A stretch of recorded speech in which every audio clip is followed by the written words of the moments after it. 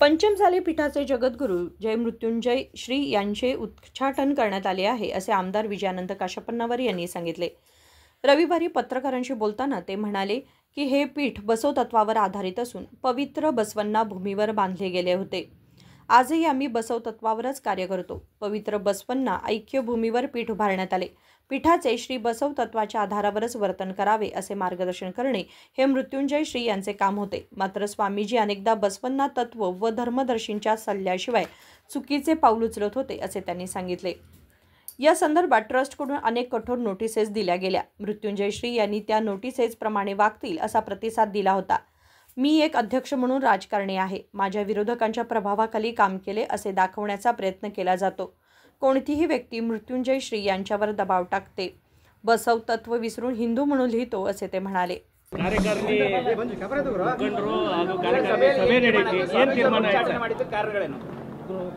ನೋಡಿ, ಕೂಡಲ ಸಂಗಮ ಪೀಠವನ್ನ ನಮ್ಮ ಎಲ್ಲ ಧರ್ಮದರ್ಶಿಗಳು, ಈ ಸಮಾಜದ, ಇಡೀ ರಾಜ್ಯದ ಸಮುದಾಯ ಒಂದು ತತ್ವ ಆದರ್ಶದ ಮೇಲೆ ಈ ಪೀಠವನ್ನು ಕಟ್ಟಲಾಗಿತ್ತು। ಇವತ್ತವರೆಗೂ ನಾವೆಲ್ಲ ನಡೆದಿದ್ದು ಬಸವ ತತ್ವದ ಮೇಲೆ, ಯಾಕಂದರೆ ಪವಿತ್ರವಾದ ಅಣ್ಣ ಬಸವಣ್ಣನವರ ಐಕ್ಯ ಭೂಮಿಯಲ್ಲಿ ನಾವು ಮಠವನ್ನು ಮಾಡಿದ್ದೀವಿ। ಇದನ್ನು ಮಾಡುವಂಥ ಸಂದರ್ಭದಲ್ಲಿ ನಮ್ಮೆಲ್ಲ ಹಿರಿಯರು ಯಾವುದೇ ಪೂಜ್ಯರು ಬಂದರೂ ಕೂಡ ಅದು ಬಸವ ತತ್ವದ ಆಧಾರದ ಮೇಲೆ ಅವರು ನಡಿಬೇಕು, ಅವ್ರು ನಡೆ ಇರಬೇಕು, ನುಡಿ ಇರಬೇಕು, ಆ ತತ್ವವನ್ನು ಪಾಲನೆ ಮಾಡುವಂಥವರೇ ಬೇಕು ಅಂಥೇಳಿ ನಾವು ತತ್ವವನ್ನು ಅವ್ರನ್ನ ಬಸವ ಜಯ ಮೃತ್ಯುಂಜಯವ್ರನ್ನ ಇಲ್ಲಿ ಪೀಠಕ್ಕೆ ಕೂಡಿಸಿದ್ದು। ಅವರು ಅನೇಕ ಸಂದರ್ಭದಲ್ಲಿ ಇವತ್ತು ಏನು ಈ ತತ್ವವನ್ನು ಮತ್ತು ನಮ್ಮ ಪೀಠದ ನಮ್ಮ ಧರ್ಮದರ್ಶಿಗಳ ಏನೋ ಒಂದು ಸಲಹೆಗಳನ್ನು ಯಾವುದೇ ಕೇಳದೇ ಇರೋ ಕಾರಣಕ್ಕೆ ಅವರು ತಪ್ಪು ಹೆಜ್ಜೆಯನ್ನು ನಿರಂತರವಾಗಿ ಇಡ್ತಾ ಬರ್ತಾ ಇದ್ದಾರೆ। ಇವತ್ತಲ್ಲ, ಹಲವಾರು ವರ್ಷಗಳಿಂದ ನಡೆದಿದ್ದು। ಇದನ್ನೆಲ್ಲವನ್ನು ಗಮನಿಸಿ ಅವರು ಹಲವಾರು ಬಾರಿ ನೋಟಿಸ್ ಕೊಟ್ಟಿದ್ದಾರೆ। ಅವ್ರ ಹತ್ರ ಉತ್ತರನೂ ಪಡೆದಿದ್ದಾರೆ। ನಮ್ಮ ಹತ್ರ ಉತ್ತರಗಳು ಅದಾವೆ, ಅವ್ರು ಸರಿಯಾಗಿ ನಡ್ಕೊಂಡು ಹೋಗ್ತೀನಿ ಅಂತಲೂ ಉತ್ತರನೂ ಬರ್ದಾರೆ। ಇವತ್ತು ನಾವು ಪದೇ ಪದೇ ಇದನ್ನೇ ನೋಡೋದಾಯಿತು, ನಮ್ಮ ಮೇಲೆ ಆರೋಪ ಮಾಡೋದಾಯಿತು। ಈಗ ನಾನೊಬ್ಬ ಅಧ್ಯಕ್ಷನಾದ ಮೇಲೆ ನಾನು ರಾಜಕಾರಣಿ ಅಂತ ಗೊತ್ತಿದ್ದು ನನ್ನ ವಿರೋಧಿಗಳು ಗುಂಪನ್ನು ಎಬ್ಬಿಸಿ ರಾಜಕಾರಣ ಮಾಡೋಕ್ಕೆ ಹೋಗ್ತಾರೆ ಇವರು। ಇವತ್ತು ರಾಜಕಾರಣನೇ ಮಾಡ್ತಾ ಇದ್ದಾರೆ ಅವರು।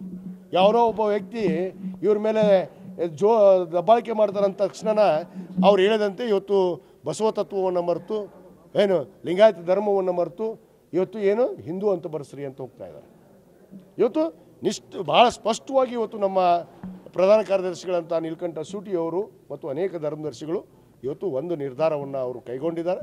ಇವತ್ತೇನು ಅವರನ್ನು ಈ ಪೀಠದಿಂದ ಇವತ್ತಿನಿಂತನೇ ಈಗಿಂತನೇ ಅವರು ಈ ಪೀಠಕ್ಕೆ ಬರೋಂಗಿಲ್ಲ, ಅವರು ಈ ಪೀಠದ ಜಗದ್ಗುರುಗಳು ಅಲ್ಲ ಅನ್ನೋದನ್ನು ಭಾಳ ಸ್ಪಷ್ಟಪಡಿಸಿ ಹೋಗಿದ್ದಾರೆ।